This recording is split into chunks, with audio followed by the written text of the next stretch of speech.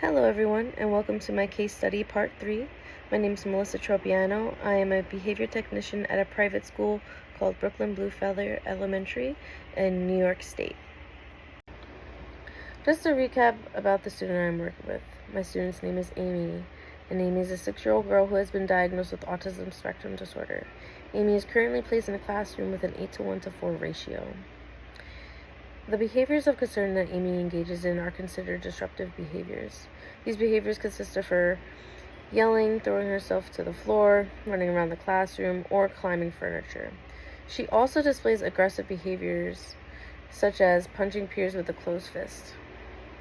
The target behavior that was chosen is Amy's yelling behavior. By addressing the yelling behavior first, we are trying to intervene at an earlier stage before the escalation of her behavior.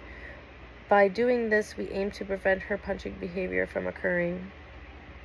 The intervention we are implementing with Amy is called a visual cue intervention, giving her a break card to point to when her yelling behavior occurs.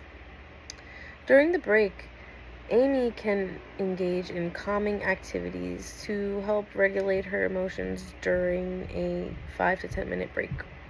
During the break, Amy can choose any activity she likes, such as deep breathing, mindfulness activities, sensory activities, drawing activities, or a physical movement activity. When training and supporting staff for the intervention with Amy, a comprehensive approach should be taken to ensure the effectiveness of the intervention. Initial training sessions are essential to introduce the visual cue intervention to new staff. Explain the purpose of the visual cues and how they can help Amy communicate her needs without yelling, and the specific steps involved in its implementation. Staff should be trained to recognize signs. This should include detailed instructions on how to recognize when Amy needs to use the break card. This involves understanding Amy's cues, such as specific behaviors or facial expressions. Appropriate response training. Staff should be trained on how to respond appropriately to Amy's needs when she uses the break card. Provide step-by-step instruction on how to introduce and use the break card with Amy. This includes providing feedback, guidance, and ensuring a safe environment for Amy to take her break and regulate her emotions. Ensure staff know how to respond consistently when Amy uses the break card, reinforcing its use positively. Observations and data collection. Training staff on conducting regular observations and data collection is critical for tracking Amy's behavior and the effectiveness of the intervention. Staff should be guided on how to collect accurate data and analyze the results to make informed decisions. Staff training should emphasize the importance of gathering feedback from the team members involved in the implementation.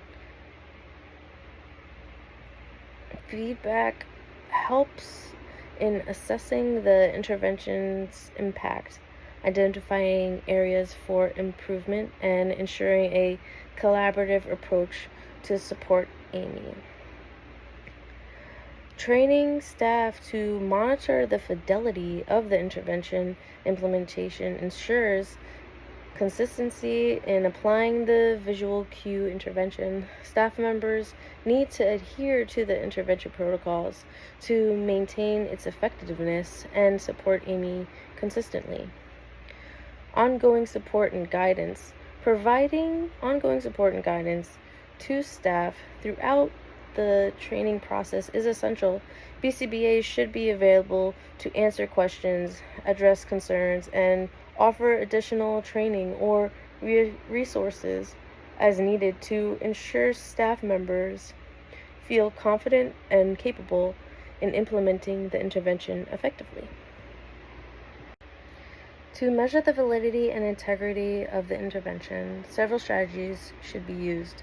We can consider the following methods: direct observation, Staff members can directly observe Amy's behavior before, during, and after the intervention to assess the impact on her yelling episodes. This real-time observation provides valuable data on the effectiveness of the intervention.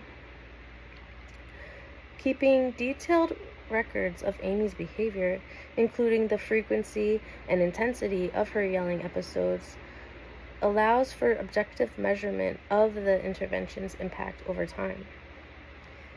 Gathering feedback from staff members involved in implementing the intervention can provide insight into its practicality, ease of use, and effectiveness in addressing Amy's behavior. Behavioral assessments. Conducting formal behavioral assessments periodically can help in measuring changes in Amy's behavior and determining the intervention's effectiveness in targeting the yelling behavior.